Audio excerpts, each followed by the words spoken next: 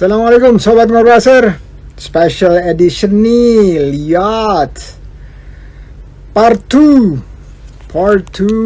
dari bicara dengan Guru Brand. Guru Brand siapa ya? Ayo coba, udah sebulan lalu. Ingat-ingat. Ingat.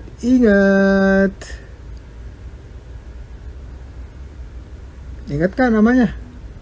Ingat dong, itu di situ ditulis. Oke. Siap, kita sambil nunggu ya. Sambil nunggu Pak B.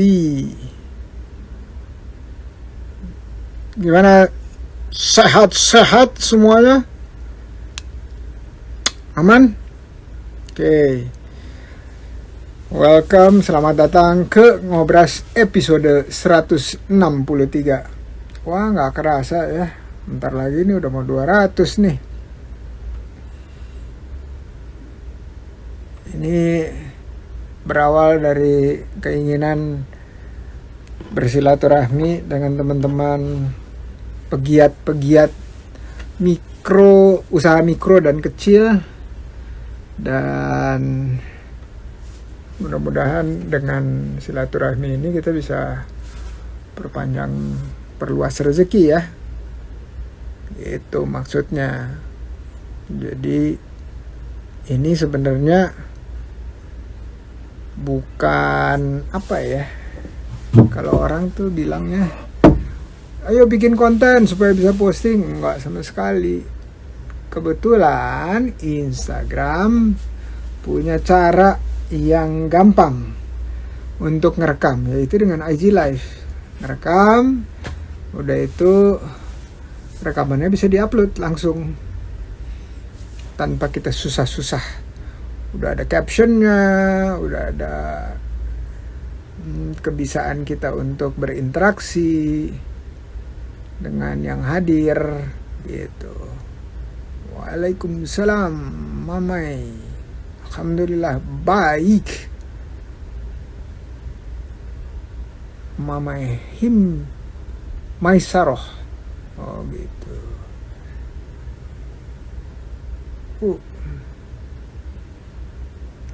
Oke. Kita lihat ya. Mana ya Pak B? Coba kita lihat. Ya udah deh, sambil nunggu kita ngaji aja dulu kali ya. Ngaji dulu gimana? A'udzu billahi minasyaitonir rajim. Wa idz qataltum nafsan fadaratum. Ya apa ini? فيها والله مخرج ما كنتم تكتمون. And recall when you slew a man and disputed over it, but Allah was to bring out that which you were concealing. Disputed, exchange, accusation, and denials. Pak B udah hadir nih. Siap. Kita langsung gaspol. Assalamualaikum warahmatullahi wabarakatuh. Mohon maaf terlambat sedikit. Baik, siap. Apa-apa, santai aja. Santai. Namanya juga ngobrol santai. Ngobrol santai. Kita harus santai. Mood. Apa kabar Pak? Siap. Alhamdulillah sehat. Ya, masih begini-begini aja dari rumah. Nggak kemana-mana. Justru kalau di rumah terus kita gembira gitu, wah itu harus di-share tuh gimana caranya gembira di rumah. Iya, setahun pertama ini gembira terus, tapi mulai masuk tahun kedua udah mulai ngantuk-ngantukan. Kok bisa gitu tuh Pak Bi? Itu dia, saya juga bingung, apa nih penyebabnya nih. Kayaknya kurang main nih. Mainnya kurang jauh. Ya, jadi ya ini begitu deh. Tapi Pak Bi saya melihat bahwa sangat sangat produktif postingannya, terus udah mencapai 85K, mungkin sekarang udah 90K kali ya. Belum. Luar biasa. Ya, sebetulnya itu hanya untuk membuat saya tidak pikun aja. Ya, itu benar tuh. Betul. Jadi teman-teman menerimanya kan, waduh terima kasih Pak Pi, sharing ilmunya. Padahal saya mencoba mengingat-ingat. Gitu. Anda bayangin 50 tahun itu kan 100.000 jam terbang. Wih, Gimana mau ngebaginya kan banyak banget ceritanya itu. Kalau saya coba mengingat-ingat ini karena file saya yang tahun 2000 udah pada hilang ya. Jadi apalagi yang tahun sebelumnya itu sebenarnya banyak cerita menarik yang teman-teman sekarang mungkin baru mulai ngalamin ya. Tapi saya ngalamin udah dari tahun 78, tahun 80 gitu. Tapi saya udah agak lupa nih. Kayak teman di Bali itu Mas Keke itu baru sekarang dia menikmati naik Harley keliling Bali. Saya kan tahun 94 itu. oh Masya Allah, Masya Allah. Naik motor keliling Bali. Ya, Itu udah begitulah. lewat ya, masa-masanya udah lewat ya. Ya, begitulah. Apa boleh buat ya, memang yang abadi di dalam kehidupan dengan perubahan. Nah, keren. Tapi benar Pak Bi Ya, yang tadi Pak Bi bilang bahwa saya tuh ingat banget kira-kira kan ayah saya tuh pensiun 92. ya, Ya belum belum 92 itu usianya baru 56 gitu ya. Nah, baru di awal tahun 2000-an itu dia punya komputer. Nah, ya. punya komputer, udah itu terus dia mulai terkoneksi dengan email. Itu beliau seumur-umur kerja itu nggak pernah touch komputer. Artinya selalu ada orang yang dimintain tolong gitu. Nah, waktu itu saya ingat banget tuh masih kerja di Rio Tinto. Rio Tinto dan karena komputer tersebut itu dia bisa telepon saya setiap hari kapan aja, lagi ngapain aja, walaupun saya lagi board meeting gitu ya. Dia tanya aja, ini di layar ada instruksi ini, terus ini di apa yang mana yang dipencet gitu. Tapi saya menikmati itu. Saya menikmati, saya bilang, waduh ini silaturahmi begini dengan orang tua kapan lagi nih. Jadi harus dikasih alasan untuk silaturahmi. Jadi satu tadi biar nggak pikun, kedua silaturahminya dapat, dan sampai sekarang dia akhirnya main gadget, komputer, lihat YouTube. Usianya sekarang udah, dia lahir tahun 36, sedikit di atas Pabi. Sedikit apa banyak tuh? Banyak. Banyak. Saya kelahiran 49. Oh, 49. Berarti Pak Kita Bi tiga. itu masih baby boomer. Kalau dia pre-baby boomer. Ya, pre-baby boomer. Sama dengan ibu saya juga. Dia tahun 41, jadi pre-baby boomer. Gitu. Anyway, thank you Pak Bi udah mampir, dan hari ini topik kita menarik. Saya bacanya senang tapi nggak ngerti artinya apa. Nanti mungkin Pak Bi bisa jelasin. Jadi branding starts when marketing ends gitu. Terus tadi posternya saya perbaiki sedikit, saya tambahin S gitu biar grammarnya betul. Jadi karena branding dan marketingnya jadi kata ketiga kan, kata ketiga jadinya ditambahin S. Itu Pak Bi. Jadi mudah-mudahan kita punya waktu 50 menit ke depan. Kalau mau lebih juga boleh, Pak Bi. Cuman no problem, itu saya pernah oh iya saya udah pernah share ya bahwa waktu saya lewat 70 menit itu kayak unstable gitu. Tapi saya udah lihat orang melakukan upload 120 menit, lebih malah. Ya, ya. Gitu. Saya Jadi biasanya 90 menit. 90 menit ya? Ya, Oh. karena 1 jam itu baru untuk sharing. Nah, yang setengah jam itu jawab pertanyaan. Oke, kalau gitu Jadi, kita uji coba sekarang ya, Fabi sampai maghrib ya. boleh. Kita Siap, uji siap. coba. Mudah-mudahan stabil terus ini device-nya supaya bisa diupload kan nantinya. Kalau misalnya Siap. hilang sayang banget tuh. Iya, siap. Silakan Oke, Fabi. ya buat teman-teman Mas Indra, saya ucapkan salam. Assalamualaikum warahmatullahi wabarakatuh. Ini kan saya di kolamnya Mas Indra ya. Mungkin banyak yang belum kenal saya, jadi saya ini praktisi branding yang sudah kelamaan. Jadi dari tahun 69 saya sudah praktek, meskipun pada waktu itu masih belum ada istilah brand ya. Karena brand itu baru dimulai tahun 90-an. Ya, tanpa kita sadari bahwa sebenarnya tahun 90 itulah brand baru dimulai digunakan. Ya. Nah, tahun 90 itu adalah peralihan dari marketing modern. Marketing modern tahun 60-an itu kan 4P ya, Prof ya.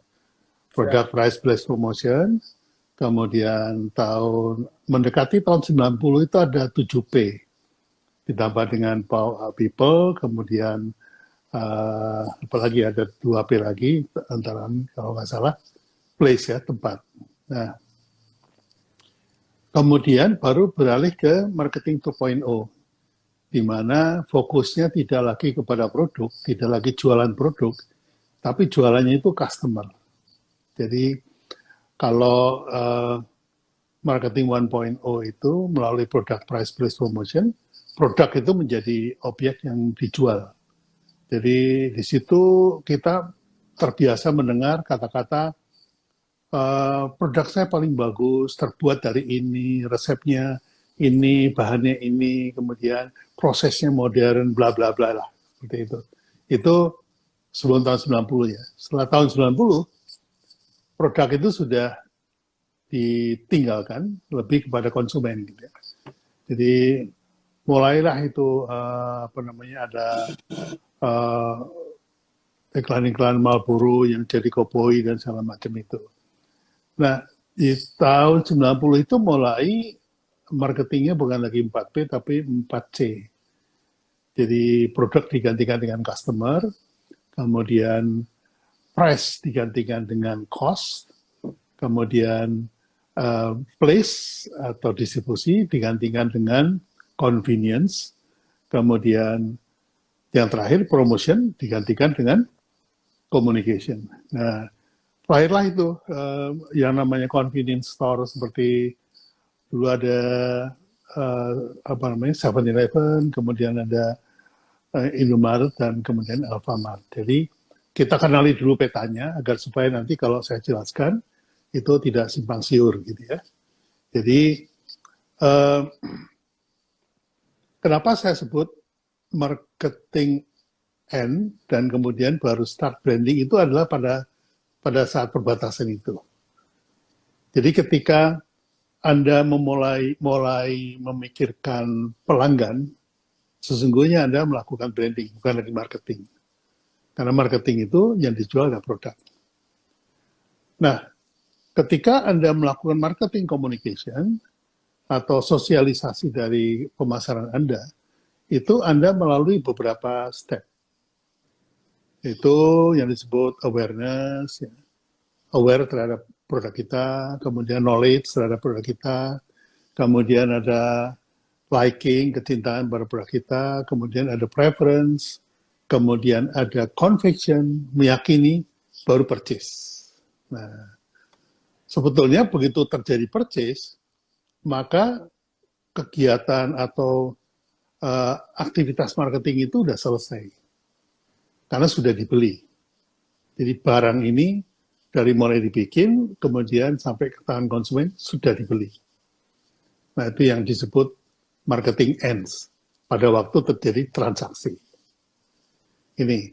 Nah, bahwa pada waktu transaksi itu proses dari awareness sampai transaksi ini mau dipercepat dengan teknik selling, karena sekarang istilahnya selling prof. Kalau saya dulu belajar namanya sales promotion. Dikasih diskon, dikasih hadiah, dikasih bonus, itu anak sekarang bilang itu selling. Itu adalah kegiatan sales promotion, bagian dari marketing. Maka selesai tugas marketing ketika terjadi transaksi. Ini yang prosesnya saya alami. Nah, perubahan transaksi menjadi experience itulah proses branding. Sebuah transaksi bisa saja menjadi transaksi, berhenti, tapi tidak menjadi branding, bisa saja. Contohnya begini, ada orang yang makan itu begitu makan masuk mulut langsung lari ke perut makanannya. Terus sudah gitu selesai, ya pergi dia. Maka itu dia tidak mengubah transaksi menjadi experience. Tapi ketika Anda makan sesuatu, makanannya masuk mulut terus lari ke perut, tapi rasanya lari ke otak. Nah, itulah experience. Jadi experience itu bisa terjadi pada saat persepsi itu terjadi pada saat ada experience. Jadi mengubah transaksi menjadi experience itu adalah kegiatan branding. Kenapa? Karena branding itu adalah sebetulnya persepsi. Ya, seperti saya pernah ceritakan juga di forum ini pada waktu sebulan yang lalu ya, kira-kira bulan lalu. Tanggal 3 itu Januari. saya katakan bahwa yang namanya branding itu adalah prosesnya, sementara brand itu adalah hasilnya. Ya, jadi kalau Bang Sandi atau Prof. Indra main basket kan saling lempar kan ya, saling melempar gitu. Nah, ketika dilempar ke tembok, apa yang terjadi? Bola itu mantul balik, Prof. Nah, di dalam kegiatan branding, melempar bola ke tembok itu disebutnya stimulan. Pantulan balik dari tembok itu disebutnya persepsi. Jadi kalau ada stimulan, timbul persepsi. Misalnya gini, kalau saya ingin dipersepsi sebagai orang yang ramah, maka stimulan saya adalah senyum. Kalau saya banyak senyum, wah ini Pak Bini orangnya ramah. Tapi kalau saya ingin dipersepsi sebagai orang yang galak gitu, maka stimulan yang saya lempar adalah gestur yang melotot. Nah, gitu. Jadi ini dulu konsep yang perlu kita stimulannya pahami. ketawa-ketawa gimana Pak Bi? Cengengesan itu. Orang humoris. Orangnya suka humor. Kalau nggak ada alasan terus ketawa-ketawa gitu, stimulannya baliknya apa persepsi? Bisa jadi dikira agak kurang waras. Oke, nangkap. Jadi teman-teman ini harus diperingatkan bahwa apapun yang Anda lempar ke publik itu menghasilkan persepsi. Ya, cuman kalau kita yang melempar, artinya kita memegang kendali.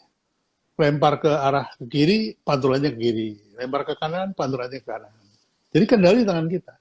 Oleh karena itu kita mesti desain nih lemparannya ini. Ya. Nah, kalau stimulan itu adalah dalam kegiatan menggunakan inventory branding, maka pantulan itulah yang disebut brand. Tergantung inventory-nya nih. Kalau tadi saya senyum kan, itu juga inventory branding, inventory personal brand. Atau saya melotot, nah itu juga inventory dari personal brand. Atau tangan saya bermain seperti Pak SBY itu juga itu inventory dari personal brand.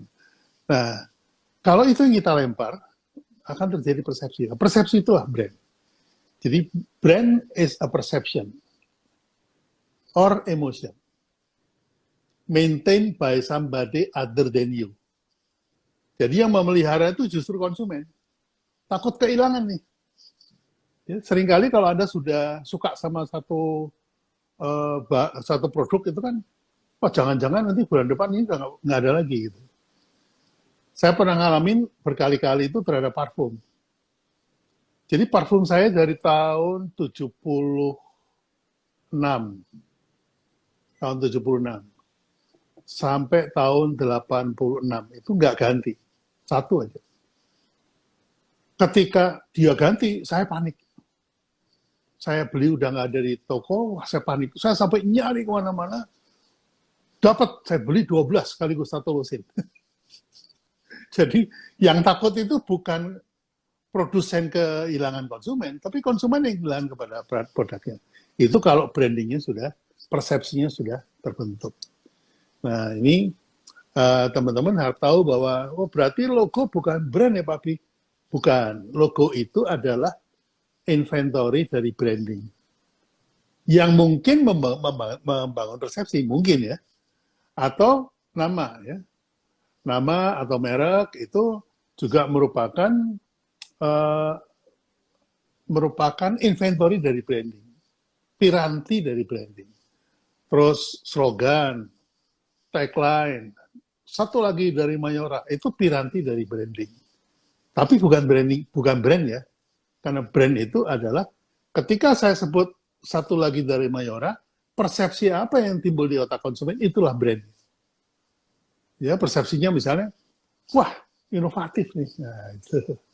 Nah, ini yang perlu strategi yang cukup baik di situ. Jadi, nah kenapa saya katakan bahwa begitu marketing selesai, baru mulai branding. Bukannya piranti branding yang namanya logo itu sudah bisa dimulai sejak ini ada produk kayak gini kan apa namanya nggak laku ya, Prof ya. Nggak ada labelnya, nggak ada namanya, nggak ada logonya. Nah, label, logo itu adalah piranti branding berupa identitas dari produk. Ya. Jadi logo adalah piranti branding berupa identitas untuk produk. Kalau merek apa Pak Bi? Merek juga nama yang merupakan identitas dari produk. Oke. Apakah nama piranti branding? Iya, bisa jadi piranti branding. Nah, ini teman-teman harap memahami, jangan sampai nanti, Prof, saya udah branding nih Prof, udah bikin logo, nah, itu baru pirantinya. Persepsinya kebangun apa enggak? Jadi kegiatan itu yang dilakukan. Sehingga saya mengatakan bahwa marketing end, pada waktu transaksi sudah selesai, maka kegiatan marketingnya selesai, dimulailah kegiatan branding. Yaitu membuat pembeli menjadi pelanggan. Beli lagi. Karena apa? Karena ada persepsi, ada ikatan emosi. Sehingga McDonald itu punya credo. Credonya mengatakan bahwa marketing is to bring in consumer, but operation that bring back customer. Jadi yang mengundang konsumen datang ke resto itu adalah marketing. Tapi yang bikin dia balik lagi sebagai customer, sebagai pelanggan, itu operationnya. Apakah operationnya itu deliver value apa enggak? Sehingga di dalam hal ini jelas, McD itu membangun brandnya atau brandingnya lewat operation. Jadi branding nggak selalu iklan ya, Prof ya, nggak selalu komunikasi, nggak selalu. Oke, jadi Gitu, Prof. Kalau prosesnya bisa dipikirkan sebelum marketing malah ya, prosesnya. Exactly. Ya, tapi aktivasinya pada saat setelah transaksi. Betul. Jadi contohnya gini, kita melakukan tahap pertama dari branding itu selalu promotion. Jadi kalau saya bikin personal branding, saya selalu membuat personal promotion, di mana personal promotion itu menunjukkan siapa saya. Kalau Anda kenal saya, Anda dapat apa? Itu personal promotion. Tapi kemudian setelah kenal saya, Anda menjadi siapa? Itu adalah personal brand. Itu Prof. Kalau personal. Kalau di produk, itu gini kira-kira. Kalau Prof beli Rolex, Anda dapat jam tangan. Ya. Kalau beli Rolex, Anda dapat jam tangan. Tapi kalau Anda perlu jam tangan, saran saya jangan beli Rolex. Karena jam Seiko juga jam 10-nya sama. Dan jauh lebih murah. Nah, ini arena satu nih, Prof. Dalam persaingan. Nah, yang menjadi urusan branding adalah ketika Anda pakai jam Rolex, Anda dipersepsi sebagai siapa. Itu urusan branding. Gitu. Jadi kalau saya pakai Rolex, maka orang berpersepsi atau menganggap saya pengusaha yang sukses karena sudah pakai Rolex. Gitu. Itu Sama. persepsi baik ya. Itu persepsi baik. Kalau persepsi kurang baiknya apa? Dapat dari mana tuh?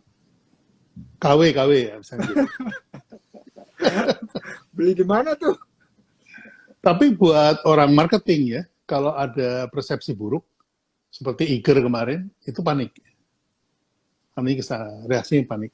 Tapi kalau buat orang branding, persepsi buruk itu adalah persepsi baik yang tertunda. Itu love and hate relationship, Prof. You can hate your wife, but you still love her. Itu persepsi orang branding. Ya. Berarti Pak Bi, orang marketing sama orang brand itu nggak boleh jadi satu tempat dong. Berantem mulu ntar. Memang betul. Jadi di dalam bisnis itu, Prof, itu ada dua sayap. Ini yang teman-teman sering tidak sadari. Anda bisa terbang karena mengepakkan dua sayap. Sebelah kiri adalah sayap piranti bisnis, sebelah kanan adalah sayap piranti brand. Sebelah kanan. Nah, piranti bisnis itu ada 4. Marketing, operation, finance, sama SDM. Sementara sebelah kanan itu adalah produk konsep, business model, kemudian persepsi, yang sifatnya intangible. Yang kiri adalah kegiatan tangible, yang kanan kegiatan intangible. Yang kiri kalau divaluasi itu bisa langsung dihitung. Luas tanah berapa, pabriknya sudah berapa lama nih, sudah terjadi depresiasi atau belum, bisa dihitung. Sehingga hari ini bisnis kamu secara fisik nilainya sekian. Nah, yang orang suka lupa, ada nama nih, yang namanya brand, yang sifatnya goib, bisa dengan metode tertentu dihitung menjadi angka yang bisa dimasukkan ke dalam due diligence. Makanya kenapa Gojek tidak punya motor, tidak punya driver, tapi valuasinya bisa setinggi itu. Mengalahkan Garuda, yang kapal terbangnya banyak, yang rumah kapal terbangnya juga banyak. Kenapa? Karena intangible value dia itu jauh lebih tinggi daripada tangible value-nya. Bukan cuma brandnya ya, ada produk konsep. Produk konsep itu expensive. Business model itu expensive. Apa aja, Pak, brand, produk yang sebelah gaib itu, produk konsep.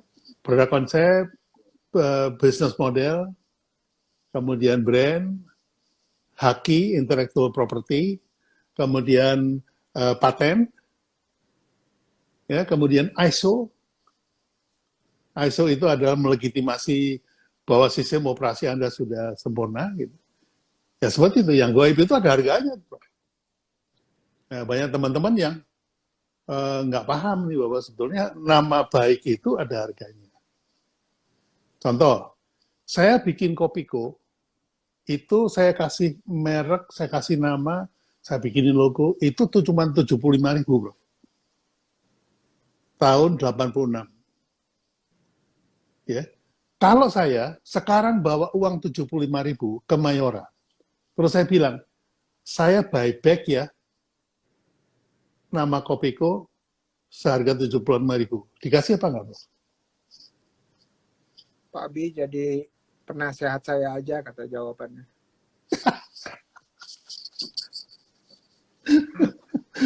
Ya kira-kira begitu. Jadi ini yang seringkali teman-teman terutama UKM ya, itu tidak menyadari itu. Kalau misalnya nama Yujum, almarhum, dibeli orang untuk restoran gudeg, kira-kira dihargai berapa ya, Bro? Orangnya udah Wah, nggak ada. nah baru saya mau tanya tadi, itu yang komponen yang 5 atau 6 tadi yang intangible itu per individunya itu per bisa dirupiahkan istilahnya ya, Ya. divaluasi gitu ya. Hmm. Divaluasi, bahkan brand sendiri pun bisa divaluasi gitu ya Betul. dengan hitungan tertentu, dan bahkan di dunia ada rankingnya ya Pak Bi ya.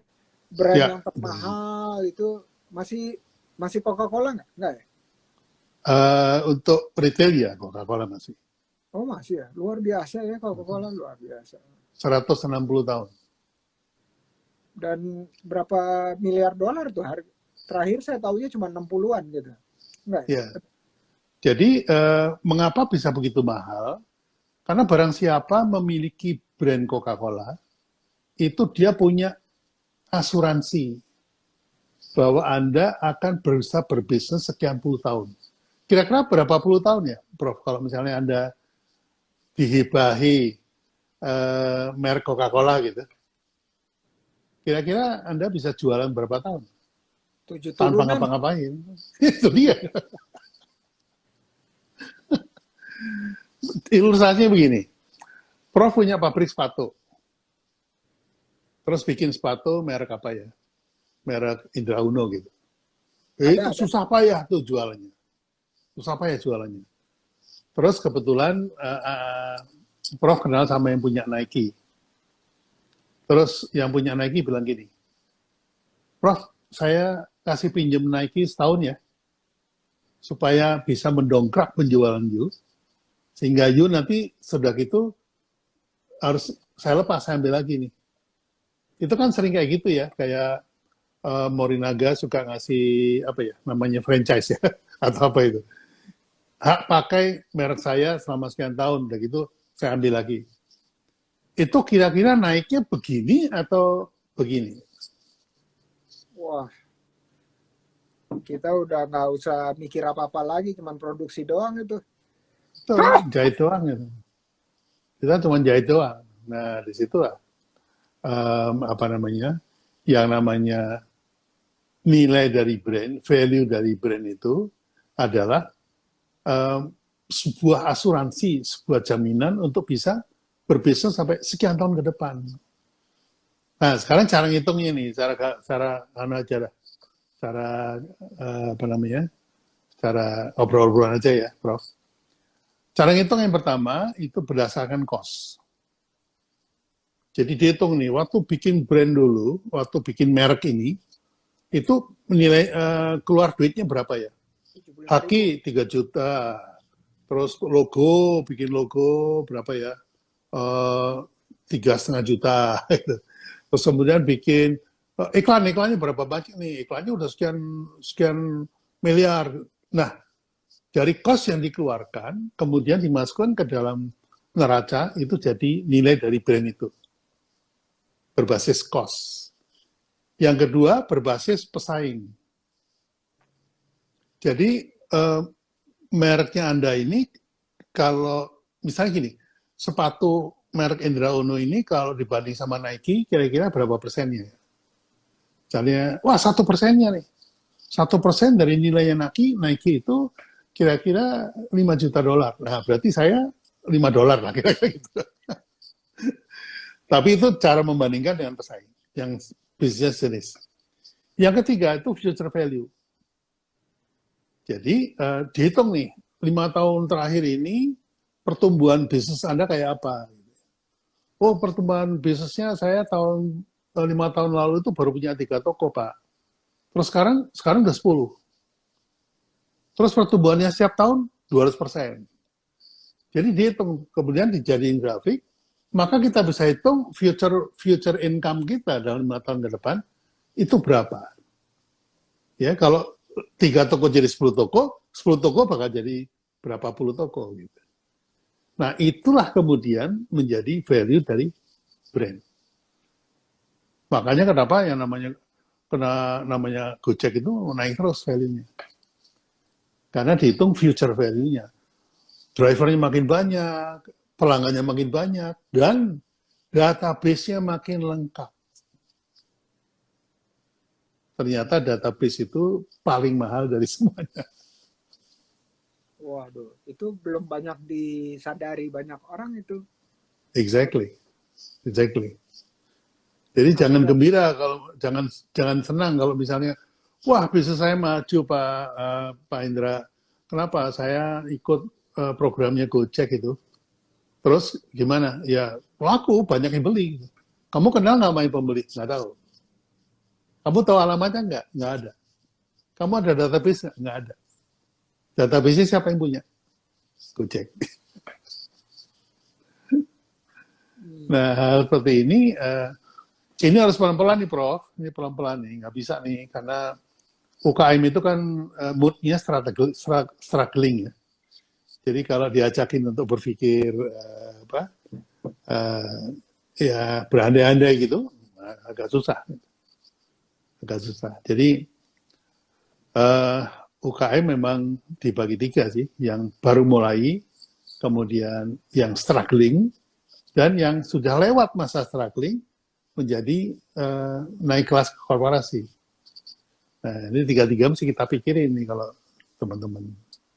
Paling banyak yang mana tuh? Yang pemula ya. Pemula. 50%. Jadi, ya bisa. Jadi gini, coba Prof tanya kepada teman-teman mungkin yang ada di yang hadir hari ini, tanya aja berapa orang yang diberhentikan dari pekerjaan. Terus begitu diberhentikan, kamu mau ngapain? Oh saya mau usaha aja deh. Itu yang paling banyak. Modalnya nggak tahu gimana ntar. Tahu marketing? Nggak tahu. Saya dulu di kerjaan saya bagian montir. Tahu operation? Nggak tahu. Mau jualan apa? Serapi. Yang paling banyak kayak ini, Prof. Jadi job creation itu yang paling banyak di sini. Makanya udah bener banget tuh job creation itu. Tapi saya juga pakai istilahnya Pak Bi. Apa itu? Income creation. Income creation, betul. Itu idealnya itu job creation itu yang pernah saya cerita juga ibarat kiper pegang bola. Bola kan nggak mungkin lini sendiri ke gawang lawan. Anda harus meng-hire, menciptakan pekerjaan yang namanya pemain gelandang ini untuk mengiring bola ke sana. Entah itu dropshipper, entah itu reseller, entah itu karyawan, pokoknya itu job creation yang juga melahirkan income creation. Jadi kalau income creation pasti ada job creation, tapi job creation belum tentu ada income creation. Ya. Jadi penghasilan dulu baru ada kerjaan ya. Ya. Nah itu ya. Jadi kembali ke tadi marketing ends, baru branding dimulai. Kalau brandnya udah kuat, Prof, itu bahkan macro environment pun tidak berpengaruh. Contohnya, di zaman pandemi seperti ini, semua orang itu berhenti mengkonsumsi macam-macam, tapi tetap beli Indomie. Karena brandnya udah kuat. Udah ada ikatan emosi yang begitu kuat. Begitu saya sebut Indomie saja, banyak yang lalu ingat, iya ya baunya, aromanya, wah jadi pengen makan saya. Sudah segitu kuat anunya. Apa namanya? Ya, teman-teman. Tambah sawi dikit. Jadi Intel. Indomie. Intel. Pakai telur. Telur. Itu peracik bumbunya barusan meninggal dunia. Iya, tuh Mbak Nunuk. Saya dulu kenalnya dia masih muda banget, masih langsing dan belum berjilbab gitu. Sering rapat bareng itu sama-sama. Ketika saya intens sama dia itu waktu bikin Indomie versi Nusantara. Jadi saya waktu itu mengusulkan kita menciptakan produk yang dicintai oleh masing-masing subculture. Jadi Aceh itu kira-kira yang disukai apa ya? terus Padang, ini kayak apa, sampai ke Papua. Ternyata, Prof, yang disukai oleh apa namanya dari Sabang sampai Merauke oleh masing-masing subculture, masing-masing suku itu adalah soto. Soto itu ternyata ada di setiap Culture. culture, subculture, setiap suku ada. Yang yang apa namanya? Yang paling banyak itu sambal. Jadi setelah sambal baru soto. Soto, kemudian ada sup, kemudian gitu-gitu. Tapi sambal itu nomor satu. Bedanya soto Jadi, sama sup apa ya? Saya kok nggak tahu. kalau sup tuh kalau nggak salah air putih dipanasin, dikasih garam, dikasih gula. Udah itu sup. Kalau soto itu ada apa namanya yang kuning tuh. Ada kuning-kuningnya dan segala macam itu. Oh, iya. Jadi lapar nih, betulan ya jadi lapar. Oh, jadi dari seluruh Nusantara, soto lah yang digemari, dan itu rasanya gimana? Sama aja? Mirip, satu sama lain mirip. Oh, Mirip-mirip. Cuman yang variasinya di rasa dagingnya. Jadi ada yang soto ayam, ada yang soto kambing, ada yang soto ikan patin, ada yang soto cakalang. Jadi rasa ikannya itu aja. Nah ini kan nggak mungkin ikan beneran ya, pasti diambil flavornya. Nah itu jagonya Mbak Nono itu, almarhum. oke, itu ada, dia punya kader-kader nggak? Penting banget tuh. Nah, itu saya nggak tahu. Pastinya harusnya ada sih. Ilmunya harus diturunin tuh. Harusnya. Kayak Pak Bi sekarang ngobras. Tapi begini, Prof. Teman-teman UKM itu seringkali kan cuma yang ada itu minder ya. Yang ada itu rendah diri. Pak, jangan dibanding mau sama Indomie dong, saya kan UKM. Gitu. Sotonya Indomie sama sotonya UKM jangan disamain. Saya bilang, Anda salah. Indomie itu cuma mirip soto. Tapi yang soto beneran itu yang cakman. Gitu. Oh, yang Semarang. Cakman, ya soto cakman, soto Pakman kalau ya Semarang. Yang di ini juga ada man juga di Surabaya. Soto daging itu. Oh, tahu. Yang di Terminal 1. Ya. Yang terminal lama, bukan terminal baru. Nah, mengapa? Karena cakman ini adalah pewaris tunggal dari indikasi geografis. Jadi, soto Semarang sama soto Surabaya nggak sama, walaupun namanya sama-sama Pakman. Sama-sama soto. Itu karena apa? Karena garis warisan budayanya itu beda. Nah, ini kekuatan UKM di situ. Jadi yang namanya Indomie soto Surabaya gitu, nggak mungkin bisa ngalahin yang punya cakman, nggak mungkin. Iya, betul. Gitu.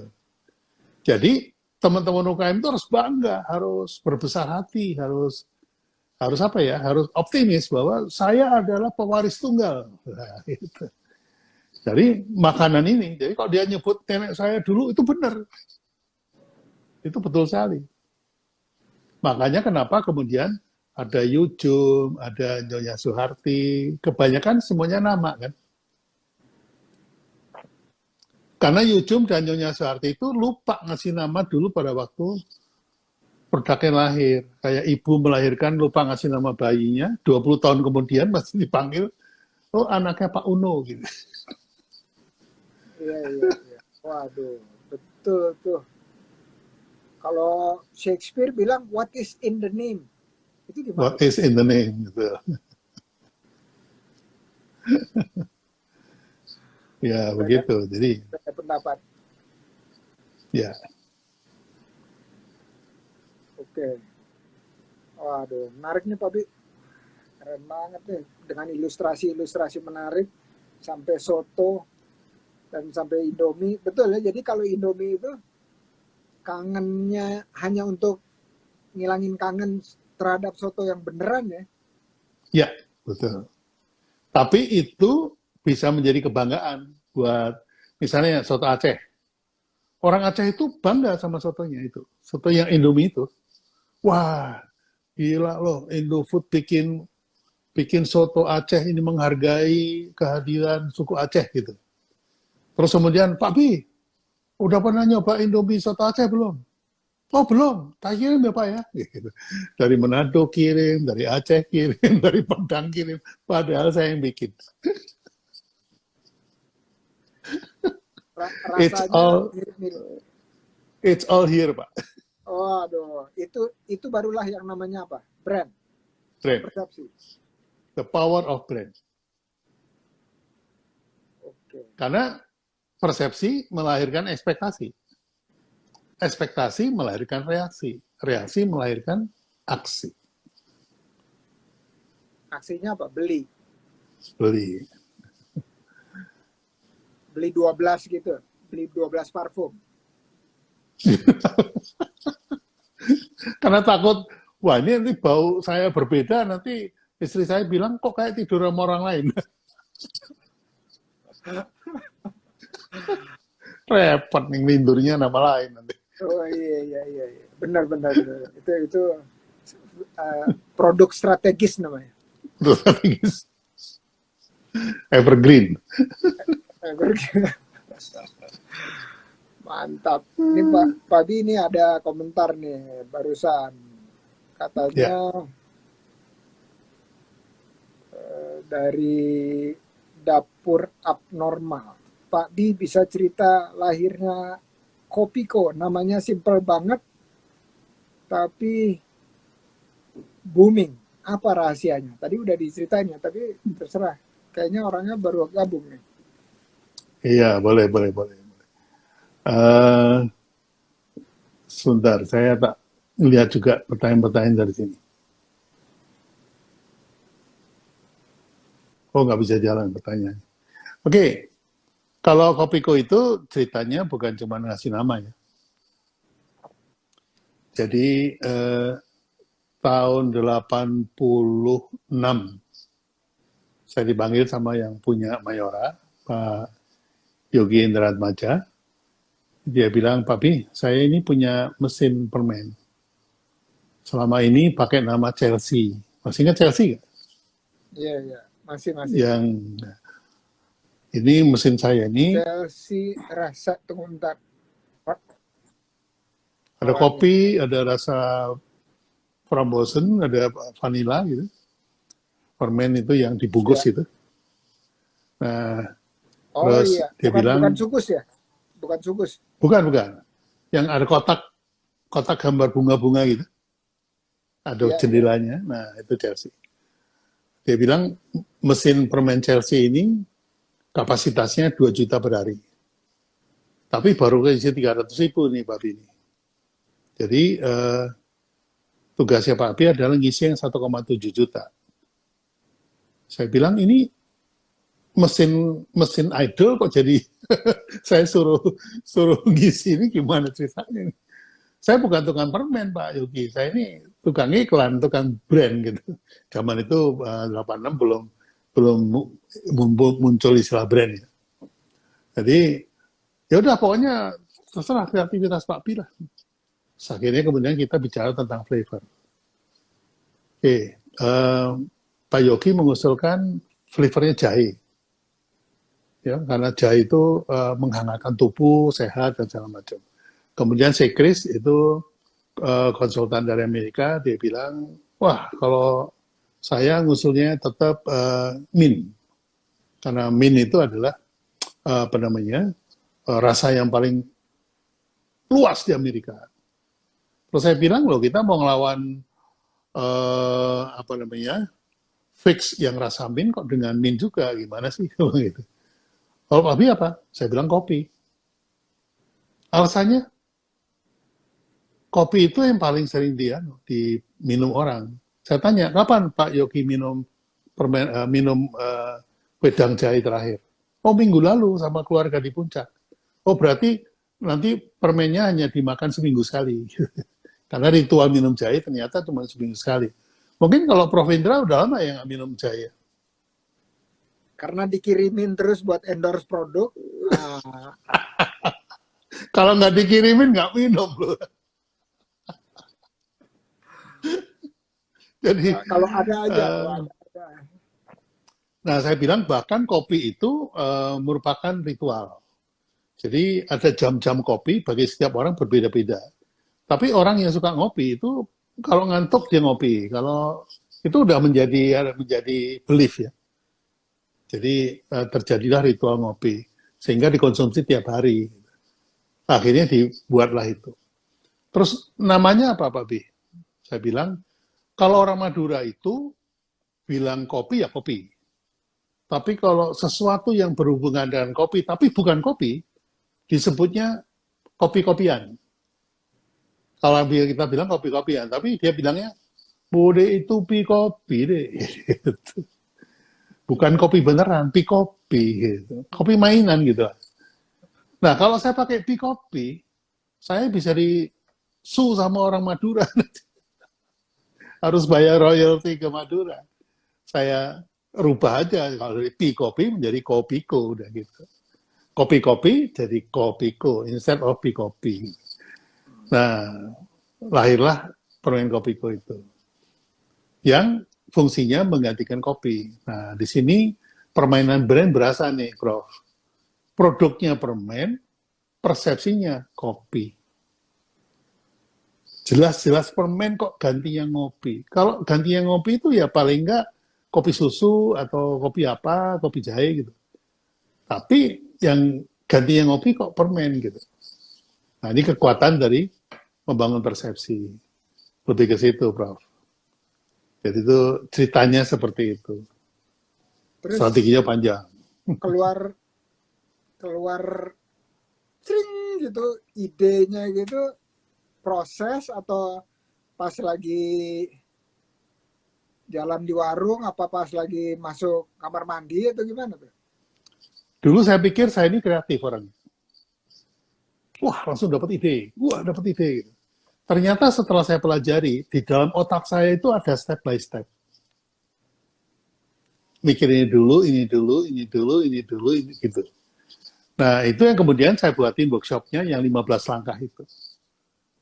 Jadi 15 langkah itu adalah cara saya ketika dapat assignment bikin brand, itu ya langkahnya kayak gitu. Bahwa langkah itu cepat atau lambat, itu cuma masalah berat atau ringannya persoalan aja. Gitu. Jadi ketika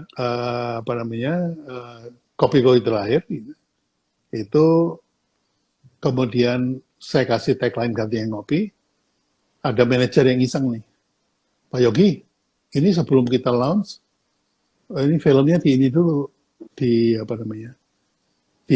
FGD dulu, di riset dulu. Ternyata dari 8 grup, terdiri atas 8 segmen yang berbeda, jawabannya no.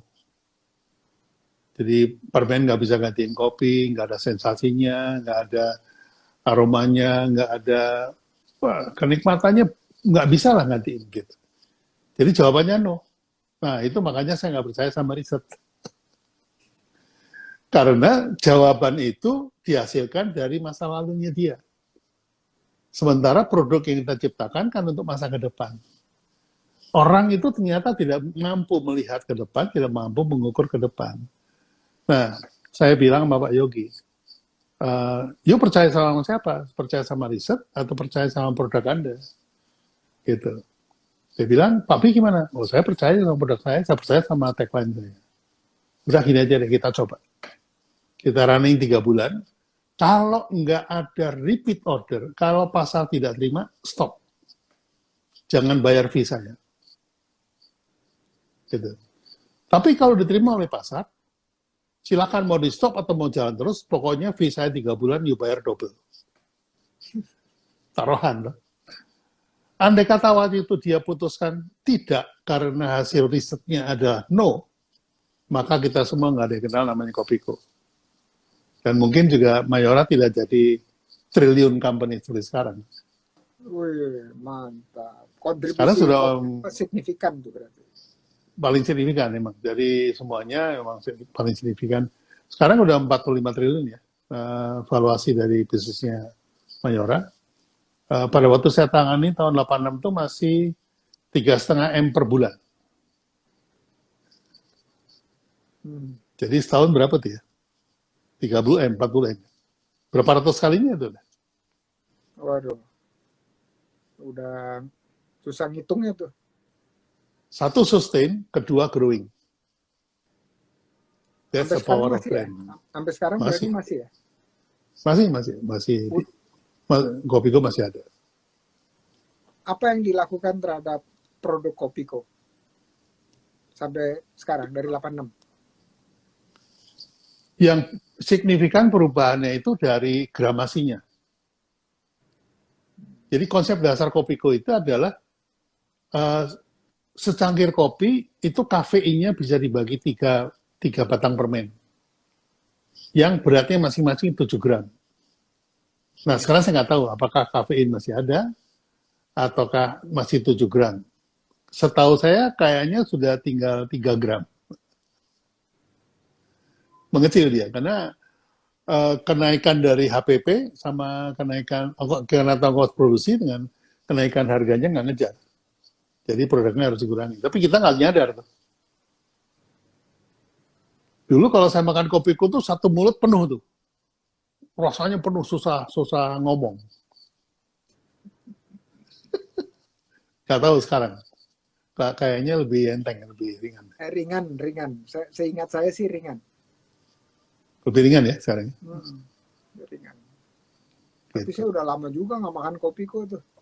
Kalau nggak seminar, nggak ada kopiko. Betul.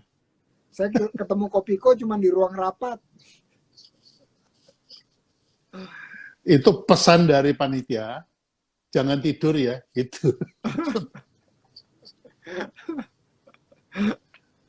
Luar biasa. Oke. Pesan yang kedua, nggak ada coffee break ya. Pesan yang ketiga, we are on the tight budget. Gitu. Pesan yang keempat, kita mau untung sebanyak-banyaknya. Oke, tapi dari segi branding, Kopiko nggak ada, atau dari segi brandnya, Kopiko nggak ada, dari 86 sampai sekarang 30 tahun lebih itu nggak ada, 35 tahun ya. Itu apa ada evolusi nggak? Biasa kan kalau di Indonesia ini ganti agency, ganti slogan, ganti tagline. Jadi pernah pada waktu saya lepas kontrak dengan Kopiko, hire agency baru, kemudian diganti slogannya, tagline-nya diganti. Kalau nggak salah waktu itu jadi kopi banget. Kopiko, kopi banget. 3 bulan campaign, balik lagi, gantinya ngopi. Terus ganti agensi lagi. Seujung jari. Saya nggak tahu ujung jari itu artinya apa maksudnya. 3 bulan ganti lagi, ganti yang ngopi. Terus dipakai Gigi nyanyi lagunya Kopiko yang dulu juga, yang pertama. Bila mata ngantuk, tapi Anda sibuk, ya itu lagi. You can imagine that jingle sudah berumur 33 tahun. Karena launchingnya tahun 89. Masya Allah. Jadi saya jadi ingat satu permen di Amerika yang umurnya udah lebih dari 50 tahun. Permennya permen karet. Wrigley. Iya, Wrigley. Pernah dengar tuh. Dia nggak ada inovasi, paling dari warna kuning, hijau, putih. Udah itu doang. Iya. Kopiko inovasinya ganti packaging aja. Aduh, itu berarti bisa nggak dipilah tuh ya? Brandnya yang sekarang ngejual atau packaging dan seterusnya? Begini, kalau brand sudah jadi, maka biaya promosi pasti turun. karena sudah ada ikatan emosi. Biaya promosinya berkurang karena apa? Karena Pak Prof. Indra makan Kopiko sudah gitu, ini enak loh, kamu mesti coba. Gitu. Yang beriklan bukan lagi yang punya Kopiko, tapi yang beriklan itu adalah konsumen yang puas. Nah, itu yang membuat viral sebetulnya. Kalau sekarang orang-orang bilangnya flywheel. Flywheel itu adalah the customer running your business. Oh, iya. Itu kalau bahasa montirnya roda gendeng. Roda gila. Iya. Artinya memungkinkan bila brand sudah jadi bahwa barangnya bisa istilahnya gratis gitu ya, Pak Bi. Bisa nggak? Apa pernah ada nggak?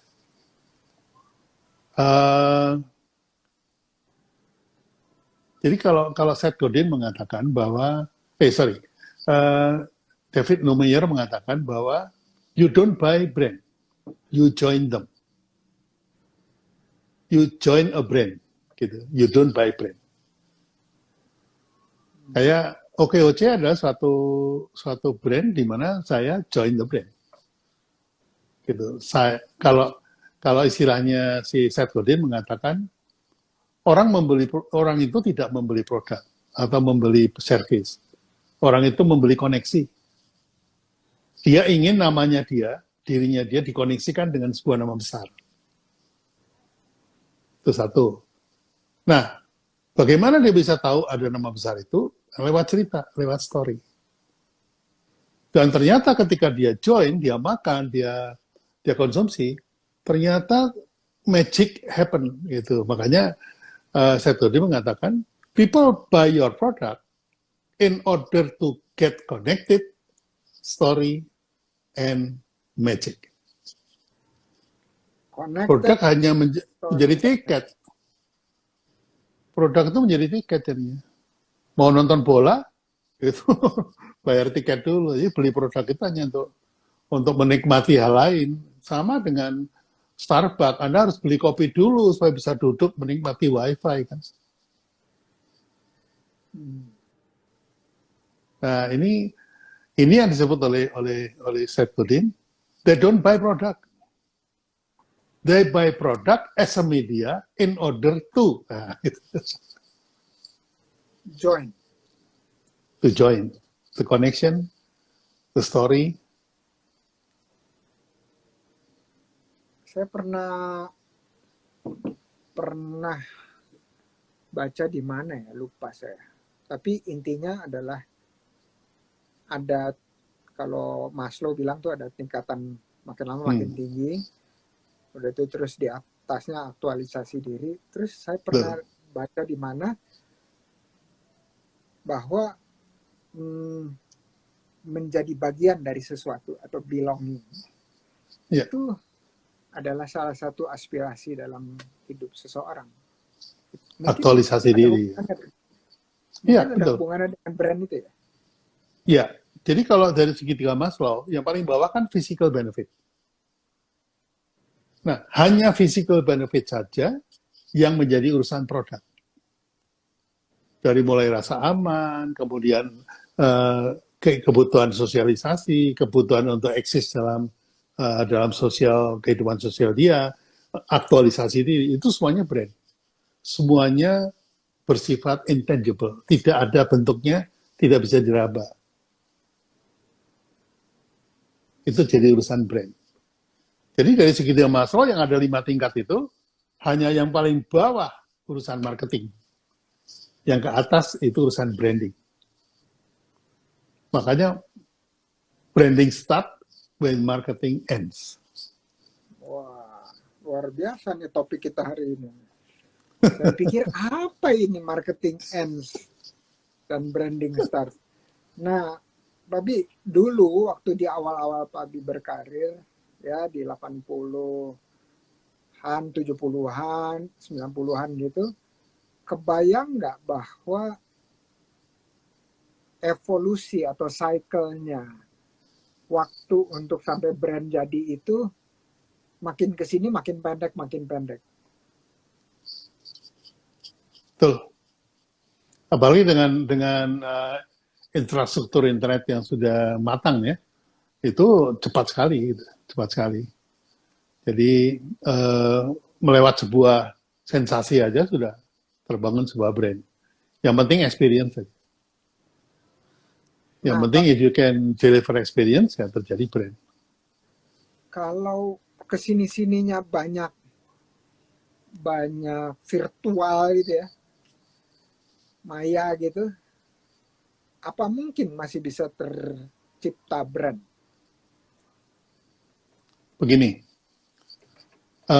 kita sepakat bahwa brand adalah persepsi. Persepsi itu adanya di kepala manusia. Buat orang marketing, yang namanya pasar itu adalah jumlah manusia yang punya kebutuhan dan keinginan dan kemampuan untuk membeli. Itu target market namanya. Buat orang brand,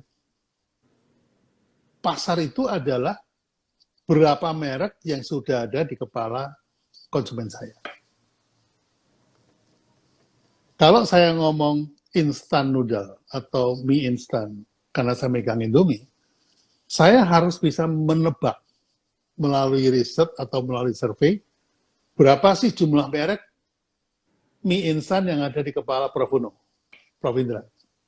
Coba tolong disebutin, Prof. Ada berapa? 200 juta? Oh, ya. Ada berapa merek Indomie di dalam merek mie instan dalam kepala kita? Kurang dari 10 kalau saya sih. Bisa disebutkan satu persatu? Dulu banget nggak kenal Indomie. Super mie. Ya. Ini, apalagi? Super mie, Indomie, terus udah paling sari mie, itu dia. Terus apa ya?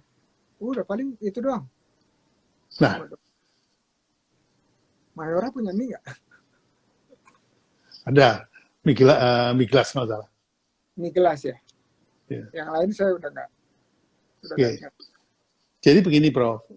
Buat orang brand seperti saya, kepala manusia itu seperti laci filing cabinet.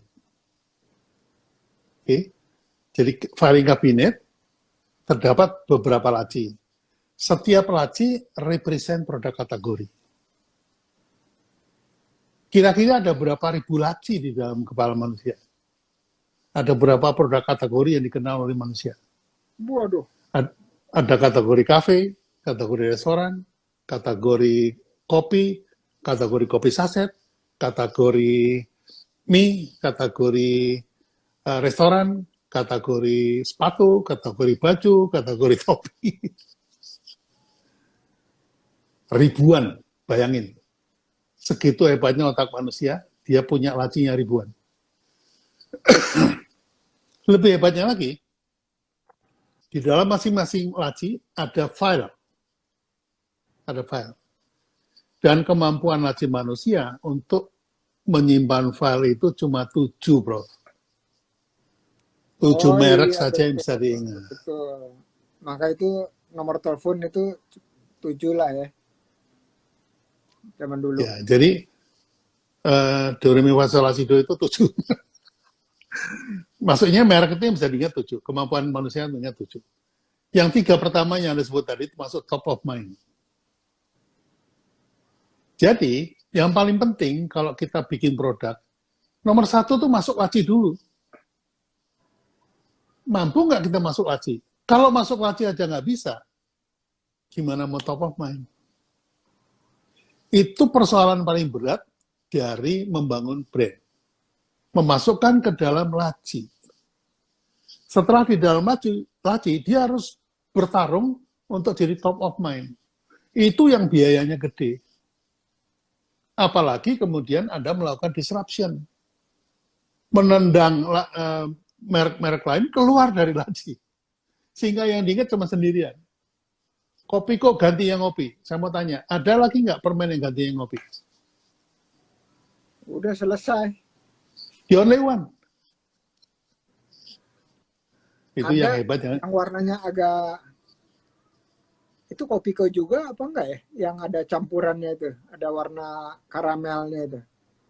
Kopiko juga. Kopiko Oh, itu juga. Kopiko. Ya. Nah, permainannya tuh di situ kalau buat orang brand. Bagaimana masuk ke dalam laci, bersaing dalam laci, kemudian membuat yang lain tidak relevan sehingga cuma dia yang relevan. Kok kedengarannya kayak pemilu ya? Exactly. Pemilu itu sama aja dengan proses branding, Prof.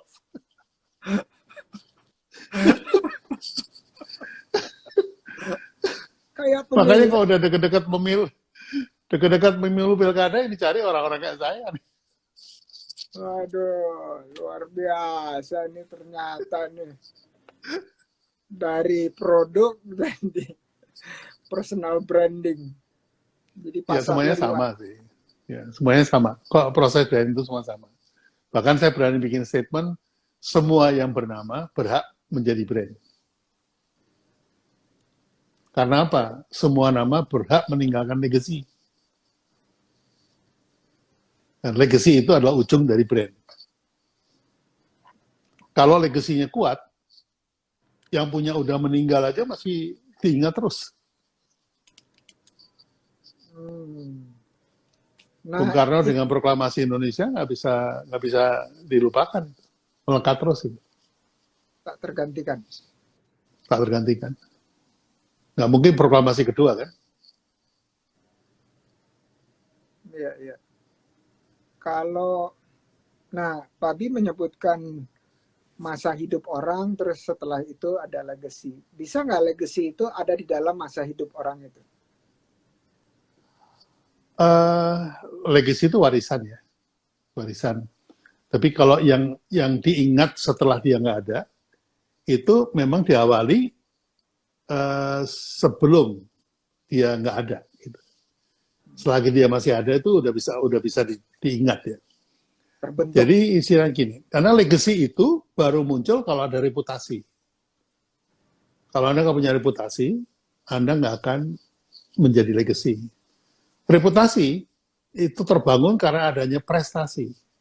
Prestasi yang diakui oleh sebuah institusi, apakah yang namanya universitas, apakah namanya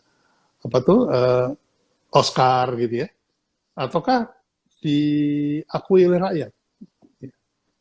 Jadi prestasi itu baru disebut prestasi kalau diakui. Nah, prestasi itu hasil dari kerja keras dan disiplin. Tapi jangan lupa harus ada kompetensi. Kompetensi berasal dari mana? Dari potensi. Potensi dirubah jadi kompetensi, dengan kerja keras dan disiplin dan prestasi, menjadi reputasi, menjadi legacy. Itu urutan. Potensi, reputasi, legacy gitu ya? Ya, reputasi baru legacy. Nah, selama dia hidup disebutnya reputasi, Prof. Begitu meninggal disebutnya legacy. Baru legacy. Oke, Pak Bi, ini ada beberapa pertanyaan. Saya tadi Kopiko udah ya. Terus ada apa nih? Oke. Ada yang bilang, Pak Bi, saya di bidang komoditas dari Yumna Farm. Intangible asset apa yang bisa dibangun dari basic bisnis komoditas? Dari Yumna Farm. Jadi dia dari pertanian. Oke.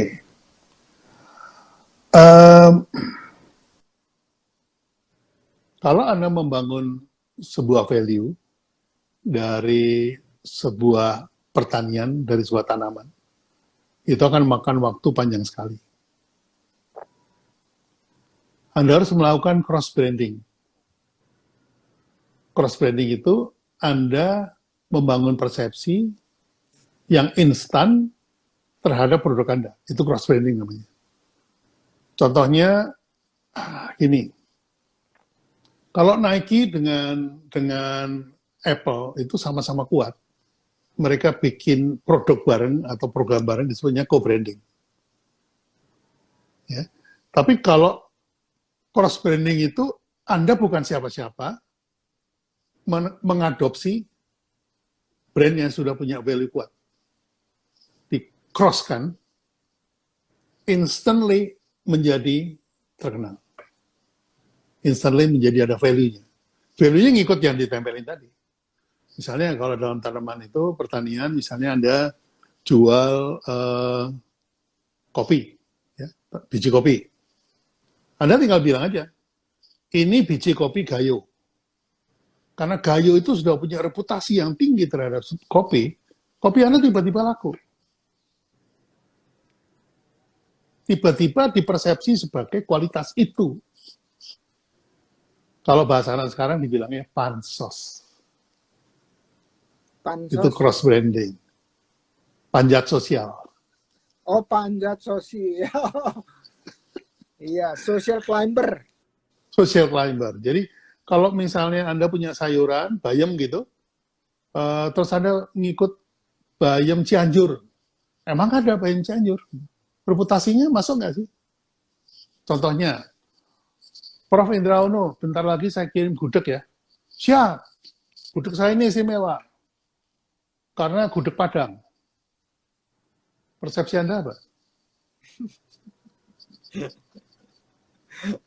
Nggak ada cerita yang namanya Padang itu punya reputasi bikin gudeg. Sehingga itu Anda langsung bayangin, rasanya kayak apa ya? Pasti pedes di gudegnya kan gitu. Karena tiba-tiba reputasi gudeg itu sudah kalah sama reputasi Padang yang sudah lebih kuat.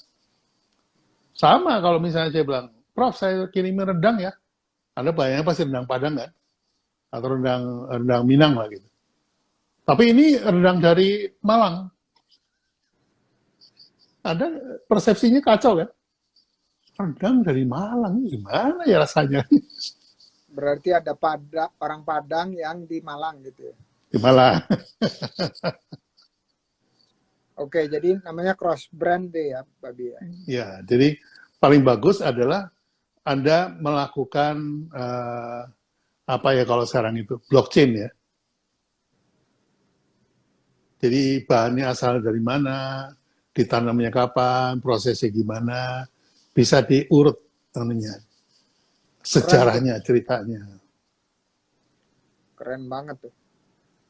Tapi ada jadi ketika ya, monggo silakan. Kalau mau belajar brand itu sekolahnya jurusannya apa ya? Katanya. Siapa nih yang nanya? Bentar.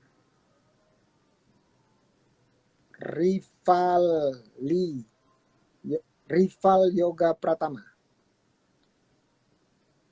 Kalau saya mau kuliah katanya ambilnya, jika kuliah pengen mendalami ilmu branding, kira-kira jurusan apa yang diambil? Seni rupa, komunikasi, manajemen, pemasaran, atau apa? Kalau di Indonesia saya nggak tahu. Di luar negeri saya juga nggak tahu. Tapi yang pasti dalam business management itu ada topik tentang brand. Karena brand adalah intangible asset dari sebuah bisnis. Harusnya dibahas ya. Kalau marketing adalah tangible asset dari sebuah bisnis, maka branding adalah intangible asset dari sebuah bisnis. Pastinya dibahas bagaimana valuasinya, bagaimana bikinnya, dan segala macam. Jadi, coba aja masuk business management, tapi faktanya di Indonesia ini, anak saya itu, si Dion itu adalah S2 untuk business management. Itu ngomongin brandnya itu sauprit banget. Dan itu juga udah nggak relevan. Brand adalah merek. Problem di situ. Berarti ada kalau mau kuliah namanya di sekolah tinggi di brand gitu ada nggak? Di brand? Nggak ada.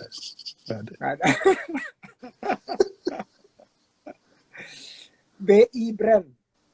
Jadi dari pagi aja langsung. Ya, siap. Saya kalau didukung sama Prof. Indra, saya siap. Keren. Kita bikin universitas masa depan yang bisa dicapai oleh siapapun dari manapun. Jadi nggak usah, Siap. ini namanya universitas yang ilmu jariahnya bisa mengalir lebih dari panjang dari umur kita. Nah, terus Muhammad Mirza, berapa kos per tahun yang ideal untuk membangun brand usaha? Ada nggak tuh? Oke. Saya jawab dengan cerita ya, Prof. ya. Biar Ya, teman-teman bisa ngitung sendiri ya. Pada zaman saya mulai praktek di brand kan mulai tahun 70 ya, 69 lah. Itu sampai dengan lahirnya internet. Internet itu kapan ya, Prof, lahirnya? Tahun 90? internet itu 88 itu udah terkoneksi tapi dari universitas ke universitas. Jadi udah bisa ngirim email. 88 tuh Hmm. udah bisa ngirim email. Hmm. Sosial media lahirnya tahun kapan? Sosial media Facebook itu 2008. Saya mulai ikut Facebook. Walaupun dia udah ada setahun lebih dulu gitu. Ya, betul.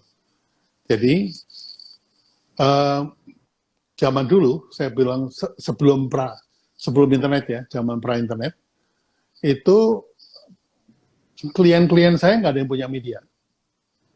Jadi yang namanya Mayora, Indofood, Telkomsel, kemudian BCA, Mandiri, Polytron, itu nggak ada yang punya media. Jadi kalau dia mau menyampaikan pesan berupa iklan, itu dia nitip ke perusahaan media yang mengantongi izin pada waktu itu. Itu disitulah kemudian zaman keemasan dari periklanan. Karena budgetnya gede banget. Ya, sampai saya bisa bangun gedung, segala macam. Nah,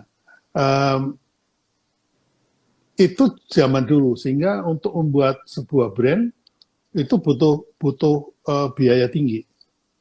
Tapi dari segi konten itu lebih sederhana. Karena apa? Karena Anda cuma teriak broadcast satu arah jadi brand. Zaman sekarang itu everybody is a media. Semua orang adalah media yang bisa menyampaikan pesan dalam bentuk iklan sekalipun. Ya. Jadi di zaman sekarang ini yang menonjol adalah personal media. Kalau Anda broadcast, kemudian ada yang nggak suka, dia talk back to the brand, itu sekarang ada salurannya. Kalau dulu surat pembaca, yang di bawah itu kalau di Kompas. Jadi dulu nggak ada saluran untuk talkback, sekarang ada saluran untuk talkback. Tapi untungnya everybody is a media. Kalau Anda mau sabar, artinya tidak harus broadcast, sebetulnya Anda bisa menyampaikan pesan tanpa ada biaya. Ini ekstrimnya seperti itu. Tapi kalau mau broadcast, ya otomatis ada biayanya. Apakah itu Facebook Ad, ataukah itu Google Ads, itu semuanya berbayar. Tapi sifatnya broadcast ya, satu arah.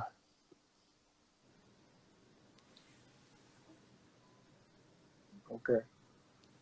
Oke, jadi itu bisa kehitung ya, kira-kira. Nah, ini ada beberapa pertanyaan lagi, Pak Bi. Masih ada waktu nggak, Pak Bi? Monggo, silakan. Hmm, tadi dia nanyanya untuk brand aparel gitu ya. Tapi mirip-mirip lah ceritanya ya, berarti ya. Hmm,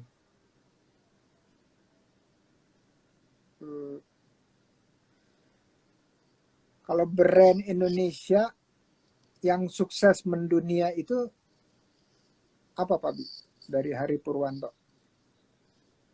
yang saya tangani, yang saya bisa cerita ya. Indomie. Indomie, Kopiko, Torabika, Extra Joss, mendunia dalam arti kata tidak seluruh dunia ya. Ada yang 2-3 negara, ada yang sampai 10 negara gitu. Tapi ada lagi yang nama makanan, nasi goreng. Nasi goreng. Hmm.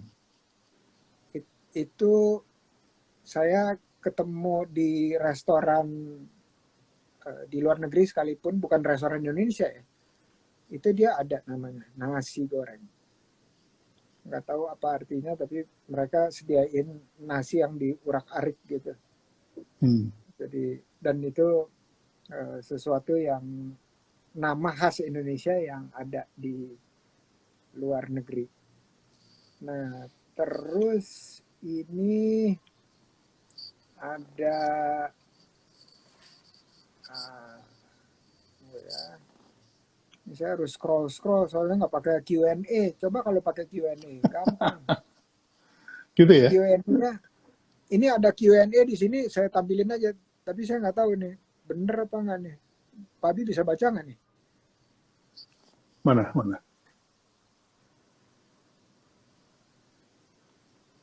Maksudnya Itu ini apa namanya? Komen. bukan. Dia muncul di atas, di screen, di atas komen. Oh, gitu ya. Kelihatan nggak tadi?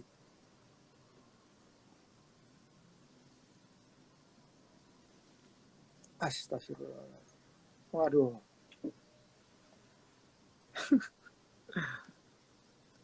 Nah, saya scroll apa aja deh. Yang saya bisa aja. Pak Abi mau tanya, boleh? Apa faktor-faktor sehingga akhirnya kita memutuskan untuk membuat sesuatu brand, lalu terus apa yang bisa mengukur seberapa efektif brand kita? Dari Nah, Aditya Septian. oke.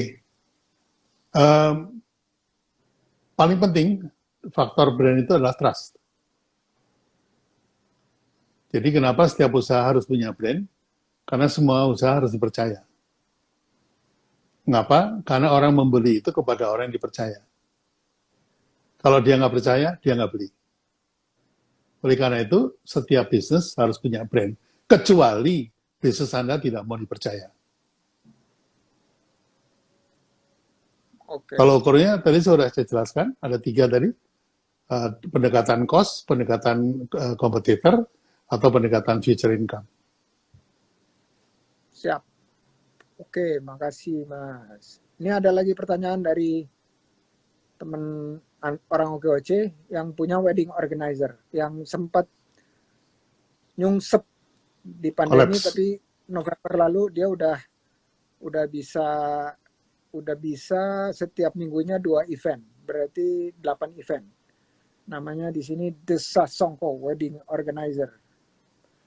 Pak, boleh tanya, apakah ada produk atau brand yang bisa menjual dirinya sendiri dan berapa lama proses itu?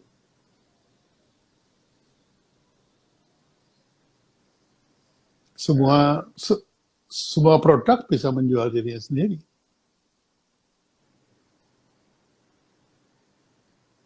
Sepakat, sepakat. Jadi sebenarnya semua produk bisa menjual dirinya sendiri tergantung ke establishment of the brand itself ya. Betul nggak Pak? Kalau saya lebih cenderung, karena ini masih di langkah pertama ya, produk promotion, menjual diri sendiri itu kan produk promotion. Ya, Itu saya cenderung kepada kalau makanan itu jangan bergantung pada enak, karena enak itu sudah wajib. Kalau nggak enak, makanannya jangan dijual. Bergantunglah kepada unik. Jadi makanan itu harus enak dan unik. Jadi menjual diri mampu atau tidak tergantung kepada keunikannya. Apakah Anda mampu menampilkan keunikan Anda sampai bisa dilihat orang dan dibutuhkan dan diinginkan.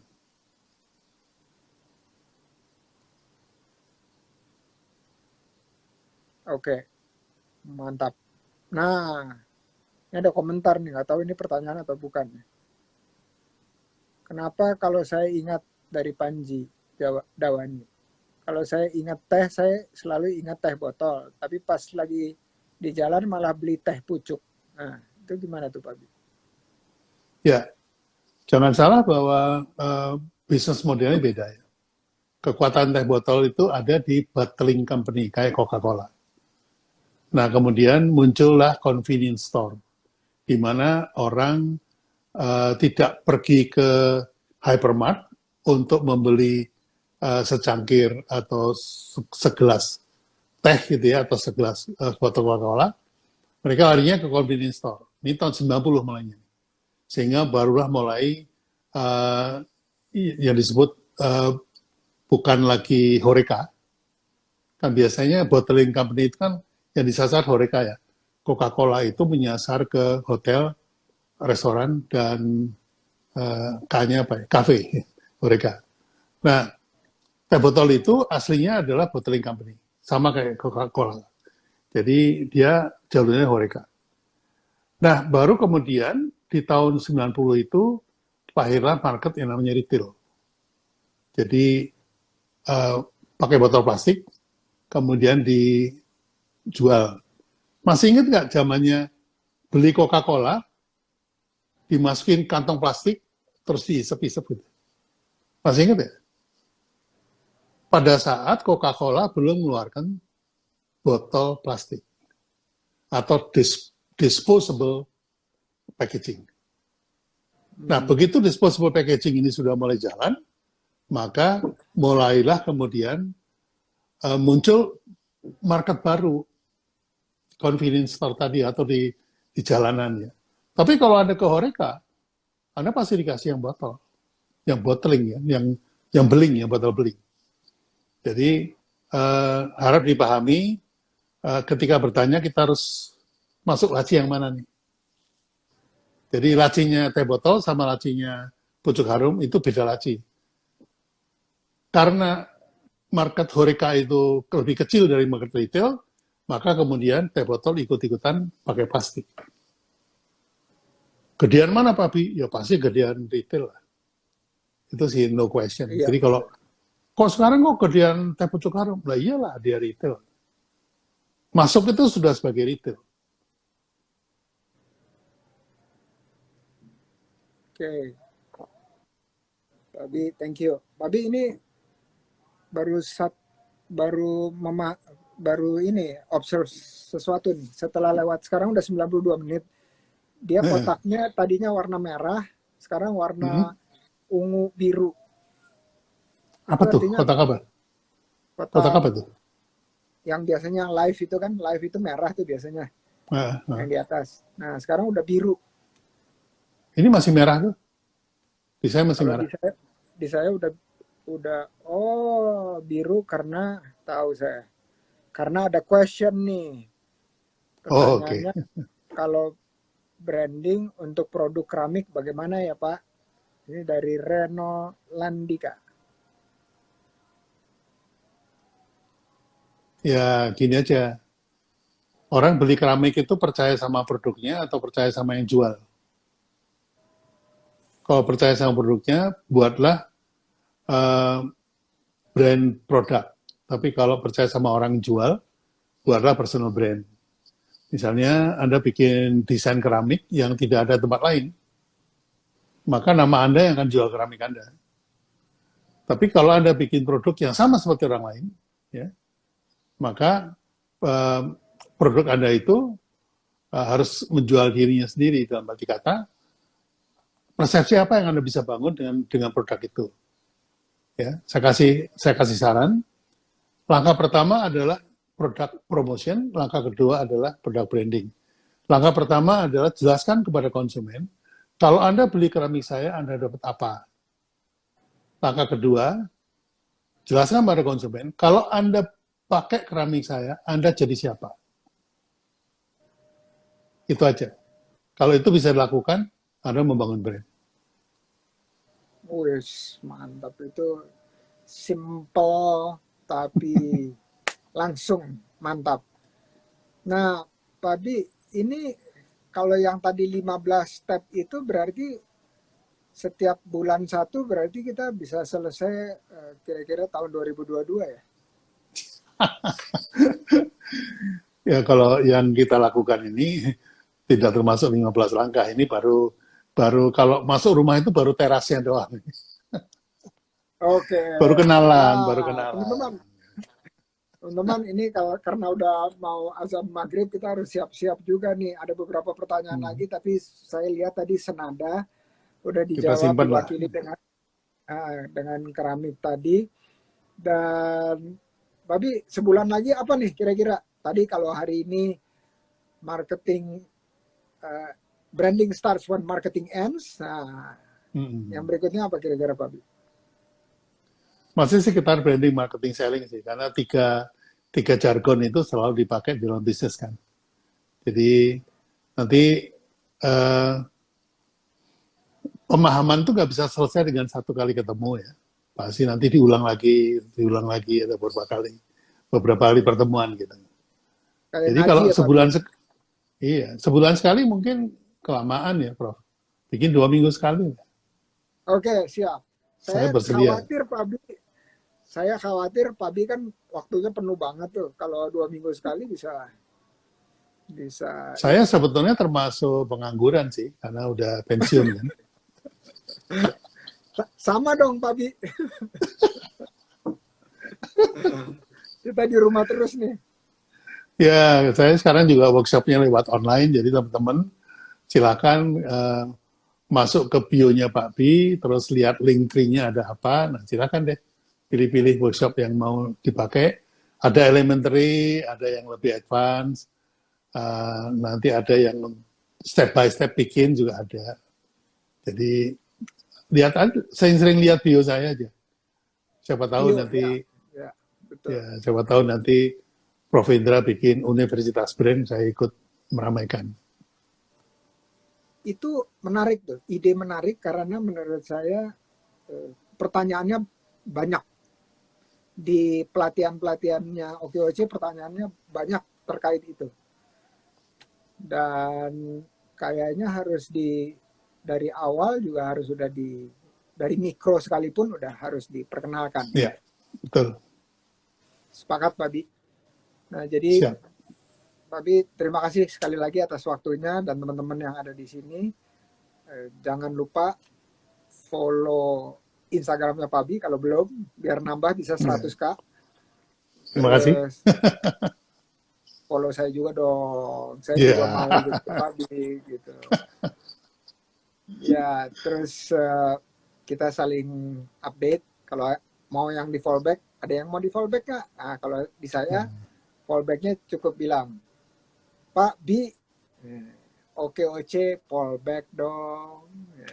Jadi Pak Bi, OKOC fallback dong. Dongnya panjang gitu ya. Kalau mau di fallback. Oke, sekali lagi saya ucapkan terima kasih Pak Bi, luar biasa nih ilmunya, semoga jadi amal jariahnya Pak Bi. Amin.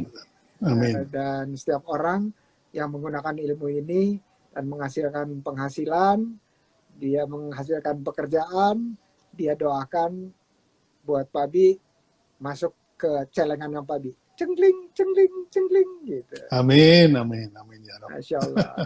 Oke, thank you Pak Bi. Thank you, terima kasih. Assalamualaikum warahmatullahi wabarakatuh. Sampai jumpa. Waalaikumsalam warahmatullahi wabarakatuh.